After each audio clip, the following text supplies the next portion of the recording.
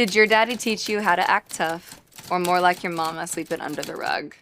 This is Homecoming Queen. Or more like your mama, sweep it under the rug. It definitely touches on how it feels to grow up in the South, especially like in the South, very religious as a young woman. It's really easy to kind of stay in that fragile echo chamber. I've always been really interested in the world outside of that. I don't know if I've ever told this story publicly, but the truth of that song is I was working on the record and Nicole Gallion and Jimmy Robbins were on the bus with me to do a bus trip weekend. There was an award show and the nominations had just come out that day and I didn't get any. That sounds so petty and like so stupid, I know, hindsight. At the time, I think I was so in the grind and I was showing up as well as I could, as often as I could for country music, and I felt like it wasn't enough. And I was like, man, am I ever gonna fit here?